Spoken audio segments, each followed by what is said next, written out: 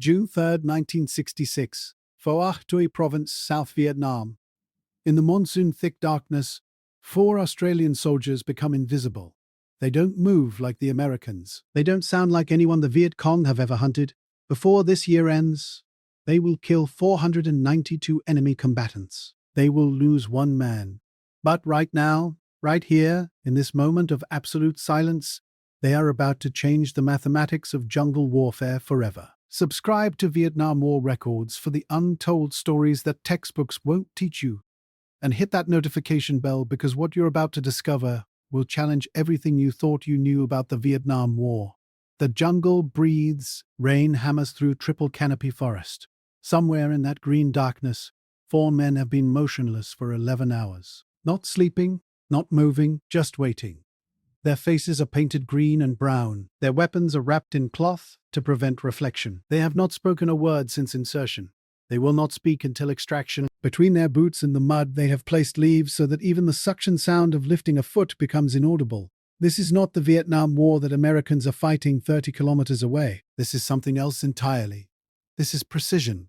This is patience. This is the Australian Special Air Service Regiment, and the Viet Cong are about to learn that some ghosts are real. The patrol commander is 24 years old. He carries 70 pounds of equipment, radio, ammunition, water, rations for 10 days, emergency medical kit, signal flares. But the heaviest weight is responsibility. Behind him, 3 other men. The scout, 20 meters forward, is reading the jungle like a book written in shadow and sound. The machine gunner carries an M60 and 200 rounds.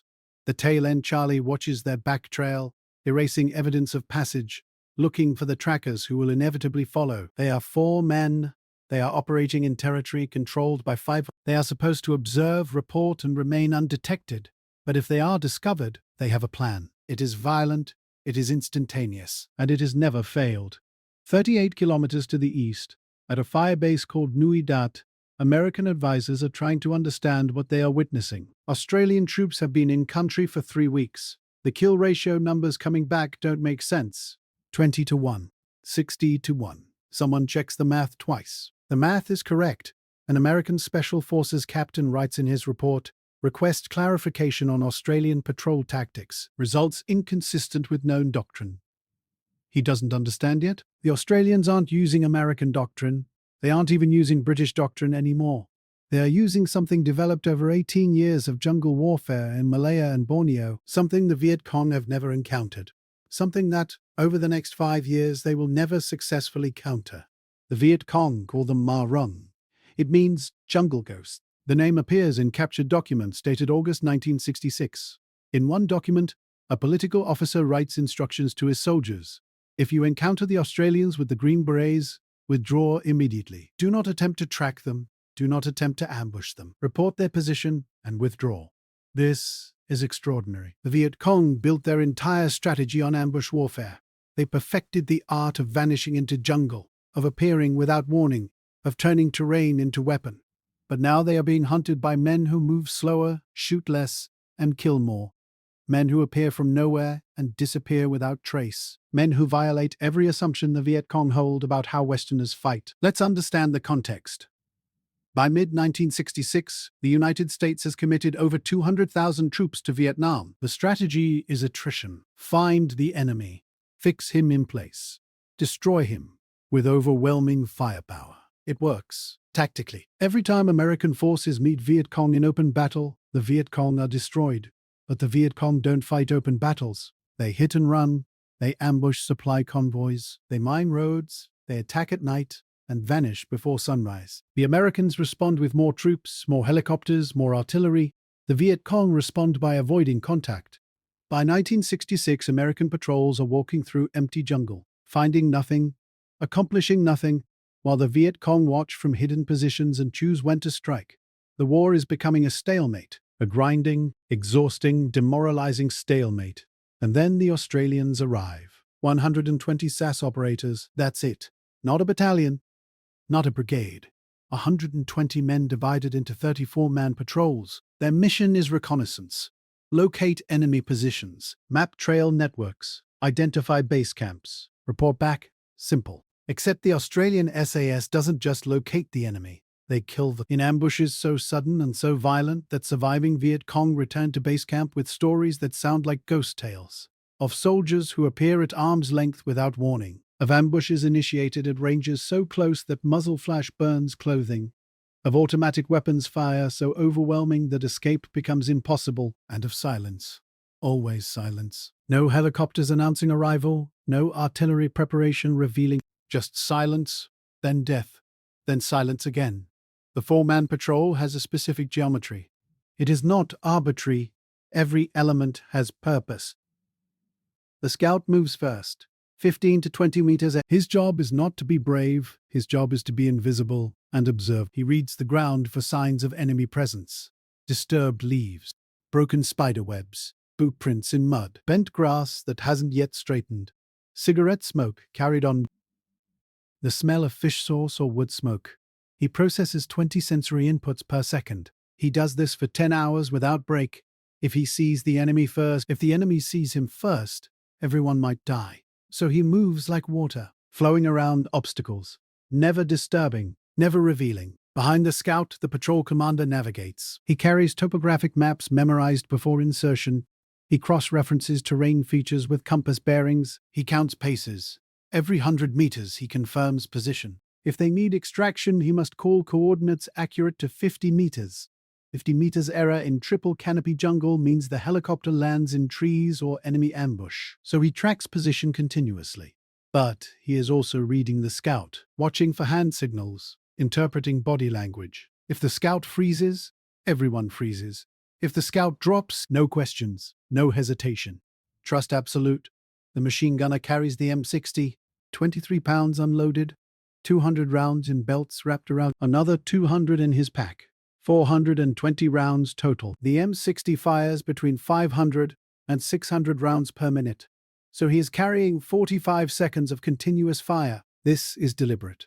If the patrol is compromised, his job is to create an impassable wall of fire while the others maneuver. He will fire until the barrel glows red, until enemy movement stops, until his patrol can withdraw. And if the patrol is ambushed, he will die buying them seconds to escape. He knows this. He carries the gun anyway. The tail end, Charlie walks backwards for half the patrol, watching for followers, erasing signs. If the patrol crosses a stream, he obscures the exit point. If they pass through thick brush, he straightens disturbed branches. If they rest, he watches while others sleep. He is the counter-tracker.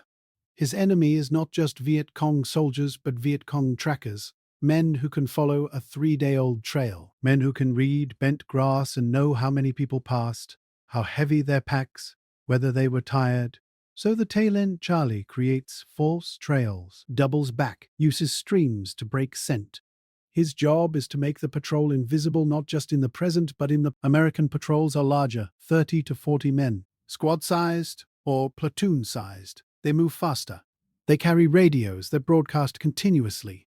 They wear helmets. They smoke cigarettes on breaks. They talk, not loudly, but they talk. And when they move through jungle, they sound like what they are. Heavily armed foreigners crashing through unfamiliar terrain. The Viet Cong hear them coming from 500 meters. They prepare ambush positions. They wait. They initiate contact at moment of maximum advantage.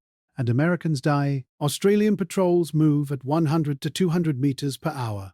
It sounds impossibly slow. It is impossibly slow, but this is the speed of silence. Each step is placed after visual and auditory check. Boot comes. Weight transfers gradually. If anything cracks or snaps, the boot lifts immediately. Movement happens during wind gusts that rustle leaves and mask sound, during rain that provides acoustic cover, during the jungle's own breathing rhythm, and, between movements, stillness, complete stillness. No adjusting pack straps, no swatting mosquitoes, no scratching. Nothing that creates motion for enemy observers to detect. The Americans think this is excessive. Some call it cowardice. They don't understand that this is not caution. This is predation. Wolves don't charge into herds. They watch. They select. They isolate. They strike when the target cannot escape. The SAS are not moving slowly because they are afraid. They are moving slowly because they are hunting. And the hunt requires June 17th, 1966. A SAS patrol designated 2-1 Alpha has been inserted by helicopter into the Long Green, a dense jungle area northeast of Nui Dat. Their mission is to locate a suspected Viet Cong battalion headquarters. They have 10 days of rations. No resupply planned, no extraction unless compromised. For the first 18 hours, they find nothing, just jungle. On the second day, the scout smells wood smoke. The patrol freezes. For 2 hours, they don't move, just listening, filtering sounds, separating natural from artificial.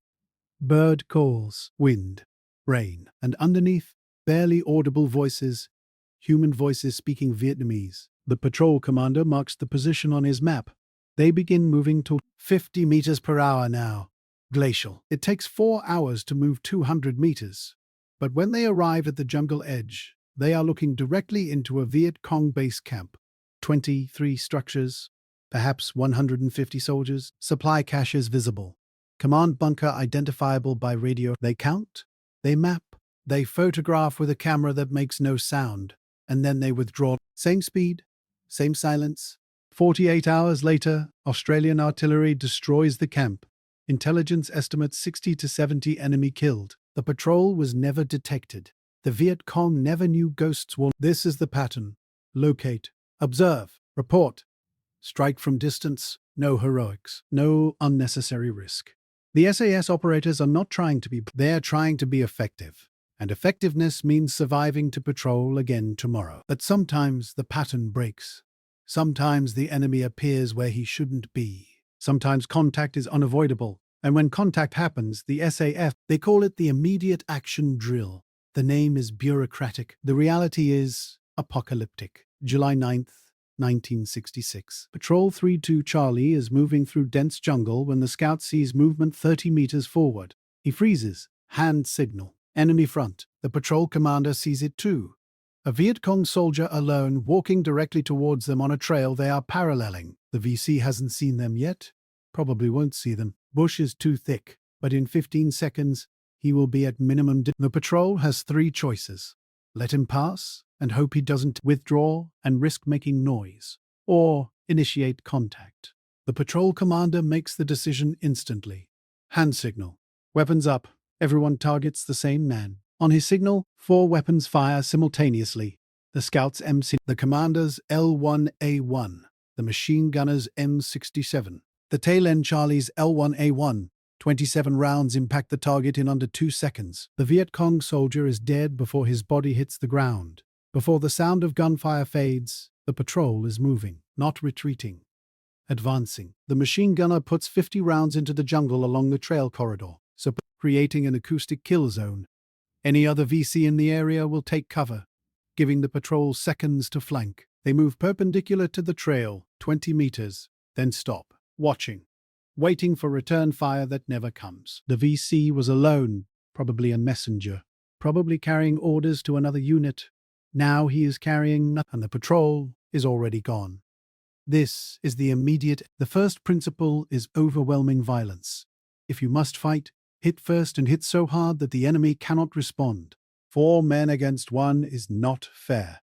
Fair doesn't mean survival matters. The second principle is speed. From decision to action is less than 3 seconds. No verbal orders, no discussion. Everyone knows their role. The scout fires first because he has the shortest range. Then everyone fires at the same target because 1 dead enemy is more valuable than 4 wounded enemies. A dead enemy cannot return fire, cannot call for reinforcements, cannot report patrol position.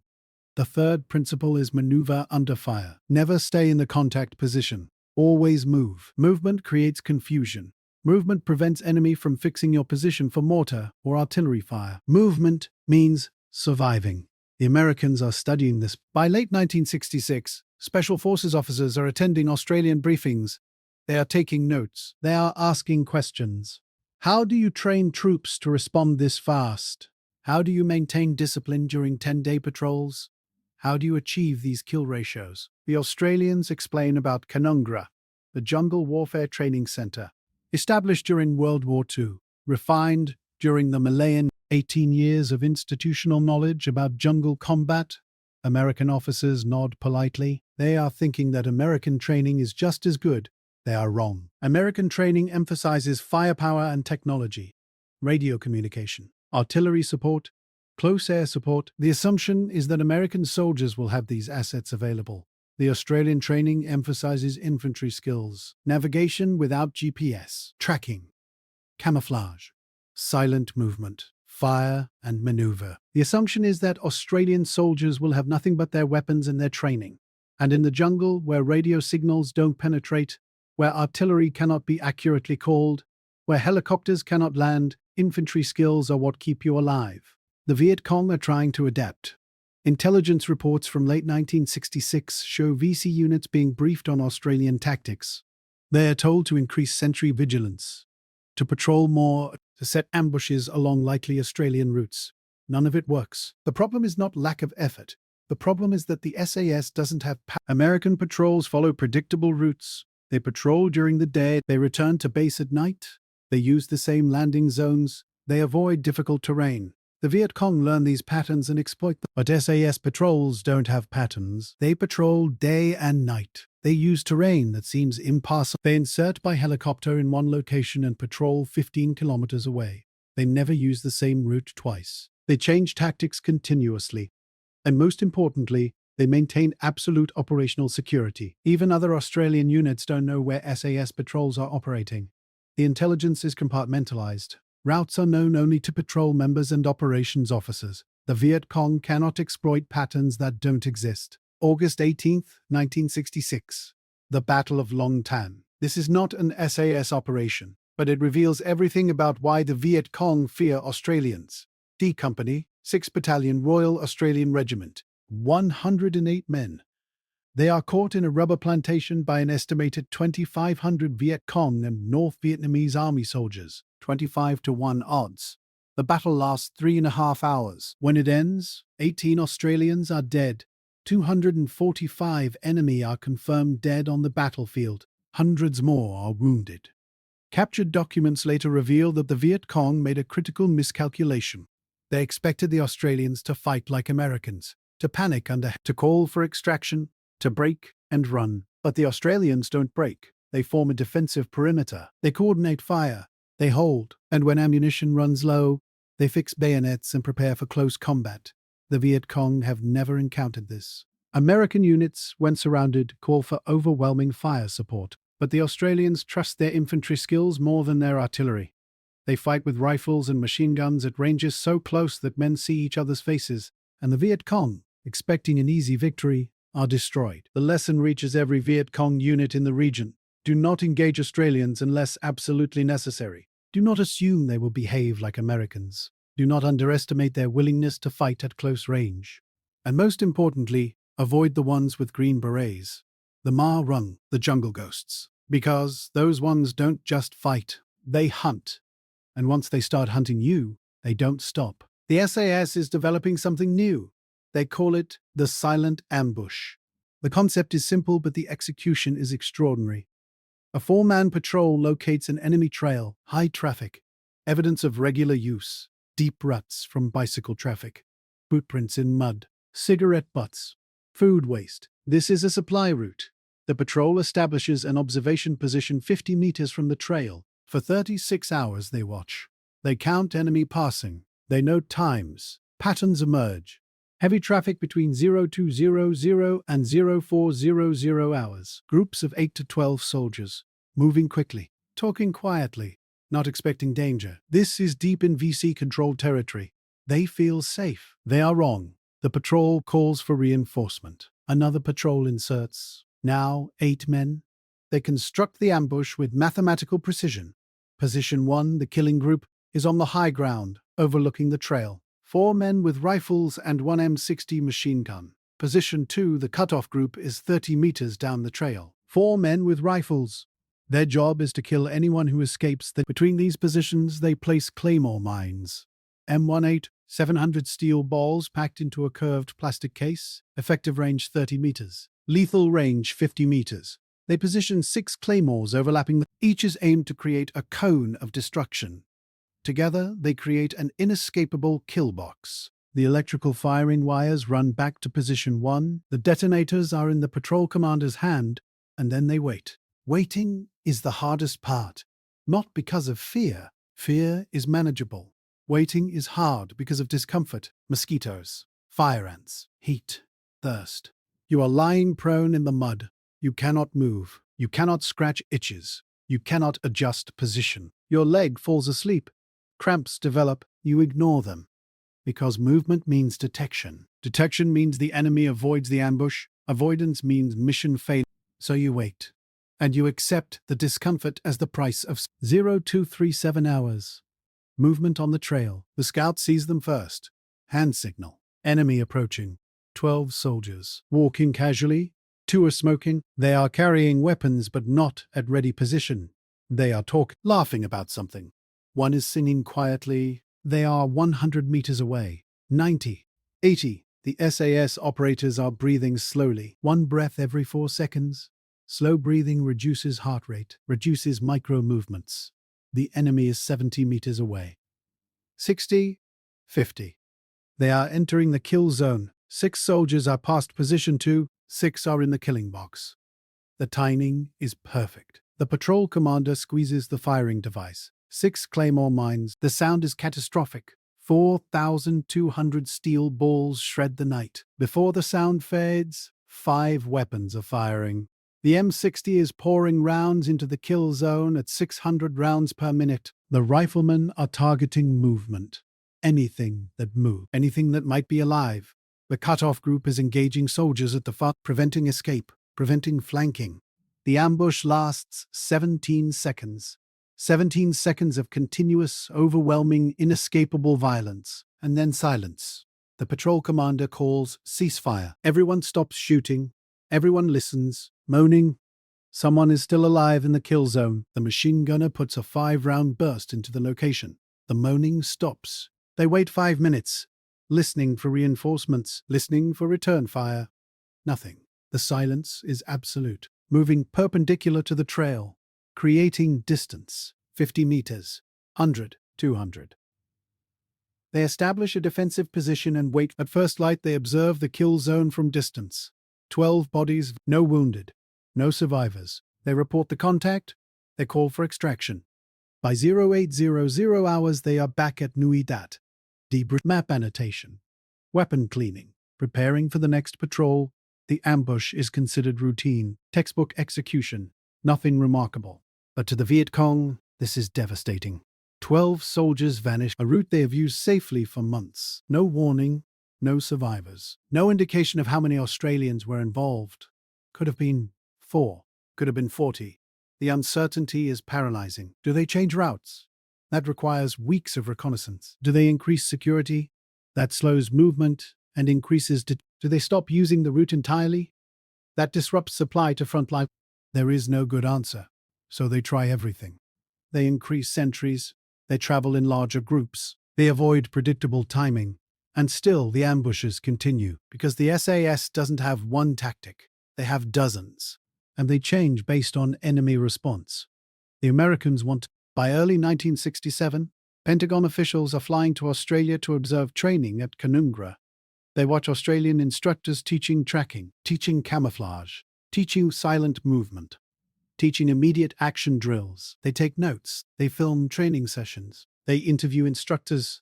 But something is missing. The Americans learn the mechanics, but not the mindset. American military culture emphasizes aggression, speed, violence of action, shock and awe. The Australian culture emphasizes patience, observation, precise application of force at the right moment. It's not just different tactics, it's different philosophy. And philosophy cannot be taught in a 3-week course. Some American units, MACV-SOG, the top-secret Special Operations Unit running cross-border missions into Laos and Cambodia, adopts Australian techniques. Smaller patrols, longer reconnaissance, ambush emphasis. Their results improve dramatically. Kill ratios increase, casualties decrease. But MACV-SOG is tiny. A few hundred operators. The rest of the American military continues fighting with firepower, with technology, with overwhelming force. It works, tactically, but it's not sustainable. The enemy just withdraws and waits. The Australians, with their patience and stealth, are making the enemy afraid to move. That strategic effect from tactical action.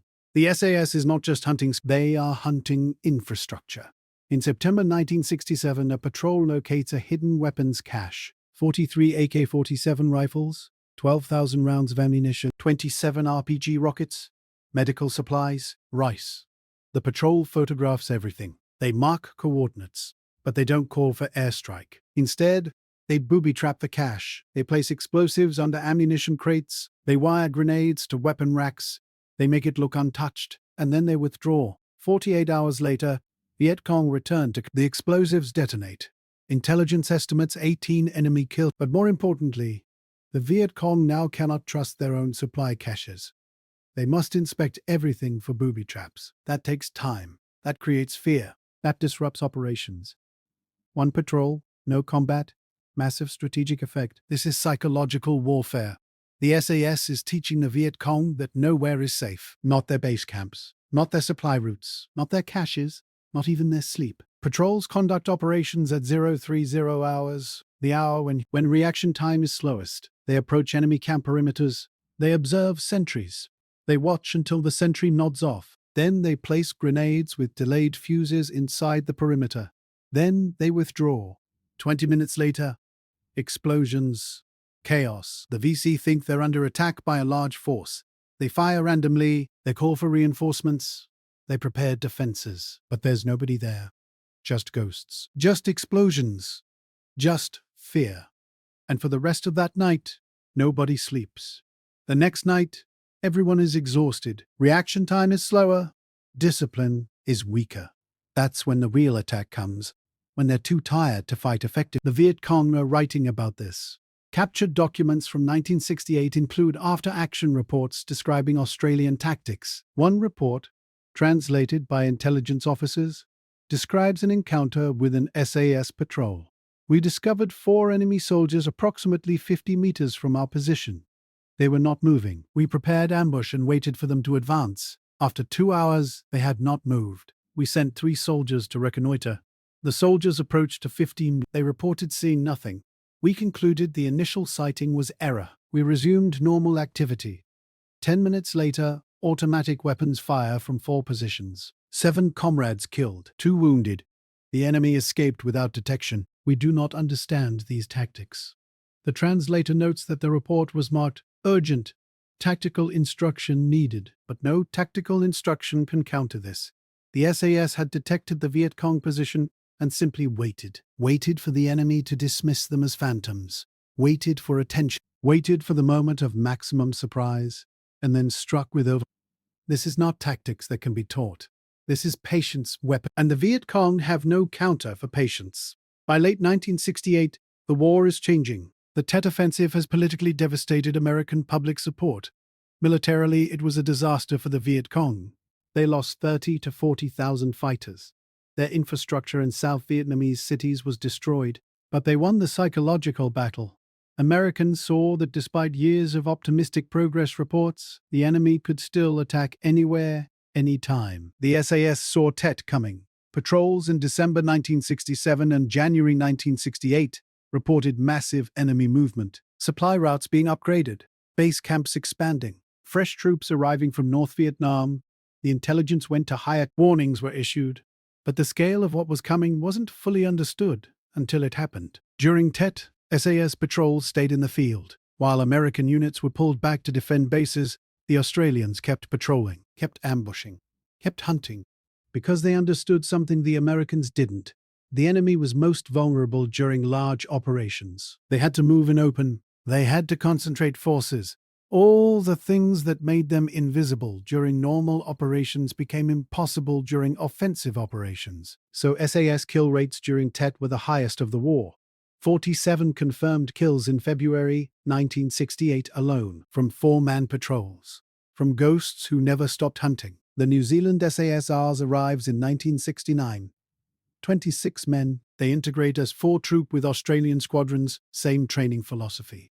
Same tactics. Over the next 2 years, they conduct 155 patrols. They kill an estimated 300 enemy soldiers. They suffer 0 killed in action from enemy fire. 0. This is not luck. This is systematic application of proven tactics. And it proves that what the Australians have developed is not dependent on Australian soldiers. It's dependent on training, doctrine, and leadership. The New Zealanders learn the Australian way, and replicate the results exactly. By 1970, the war is winding down. American forces are withdrawing.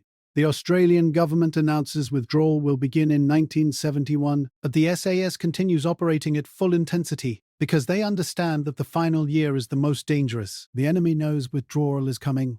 They know they just need to survive. So they're trying to inflict maximum casualties to make the withdrawal look like defeat.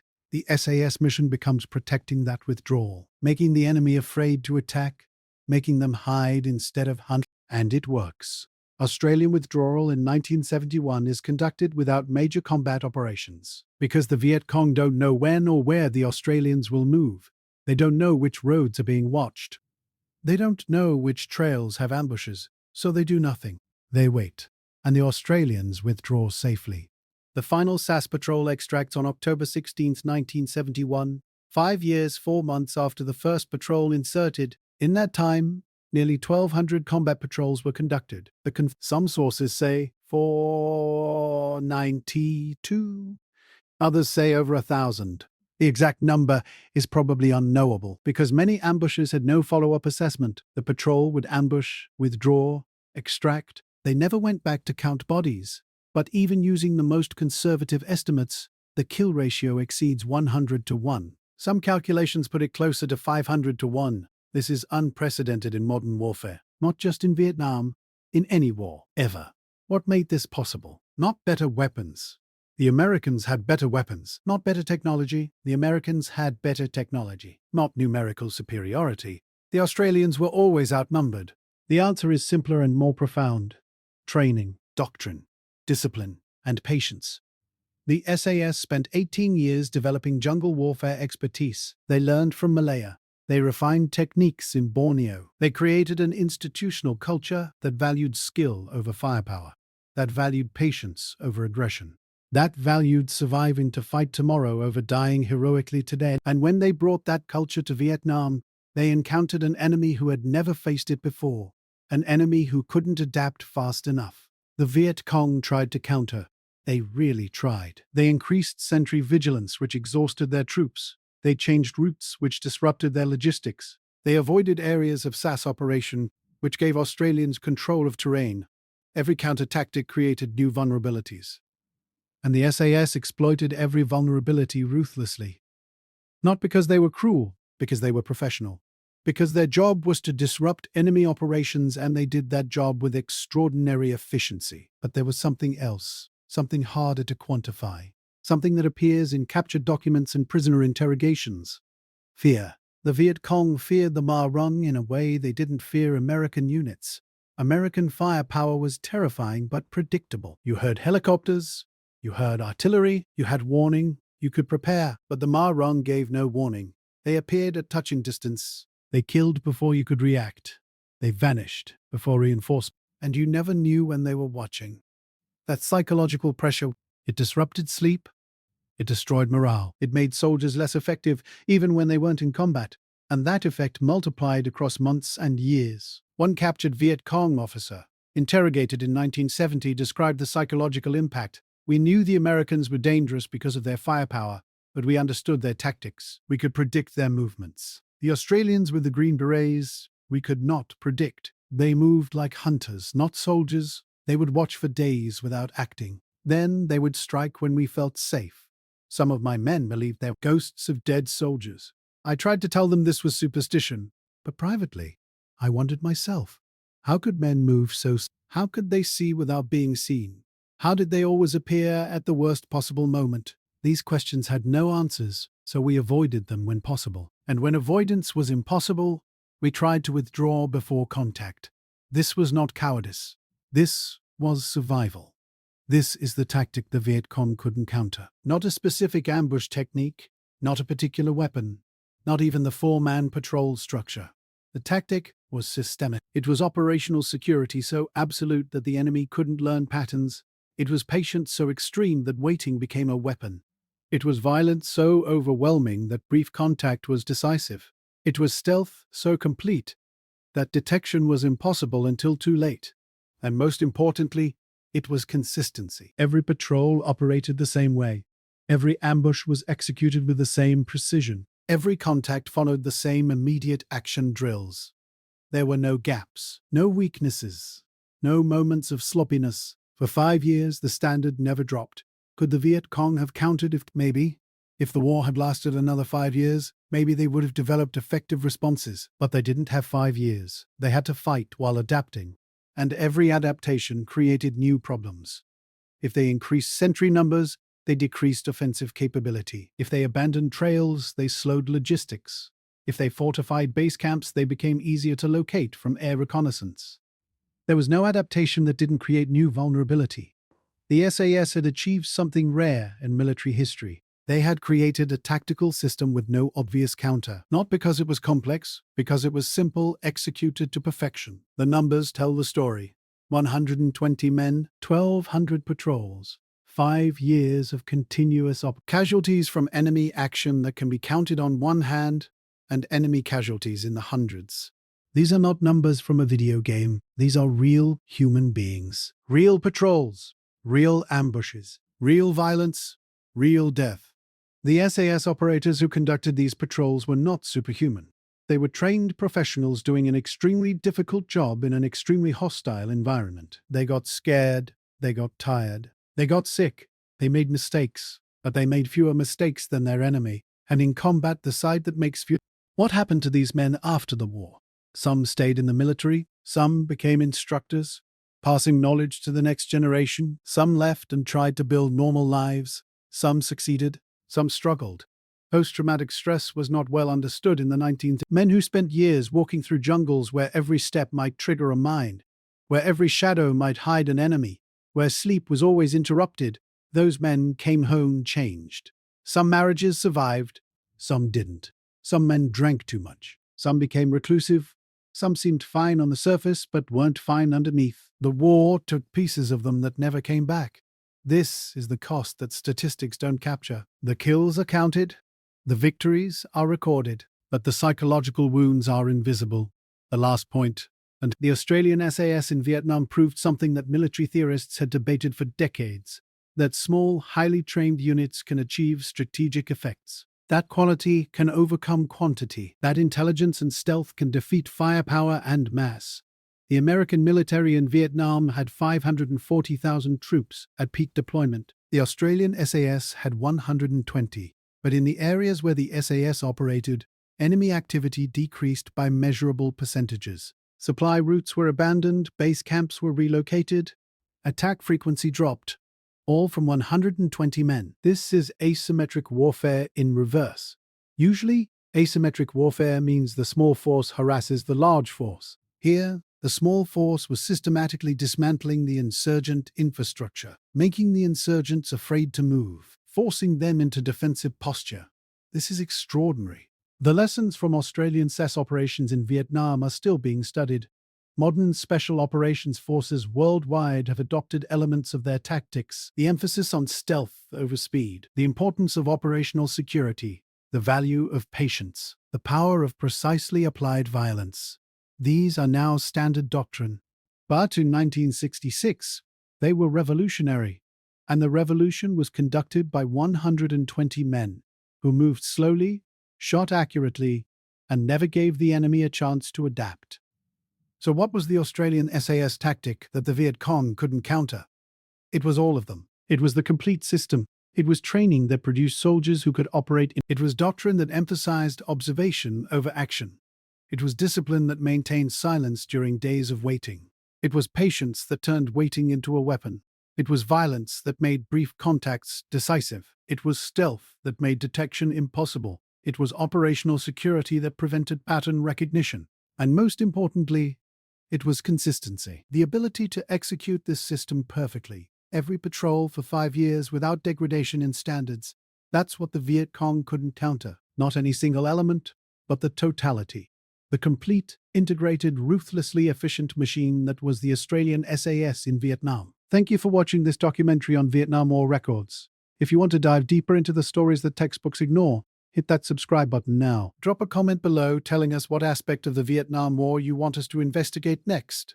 And remember, history isn't just about what happened. It's about understanding why it happened and what we can learn. These Australian soldiers weren't superheroes. They were professionals who did their jobs with extraordinary skill.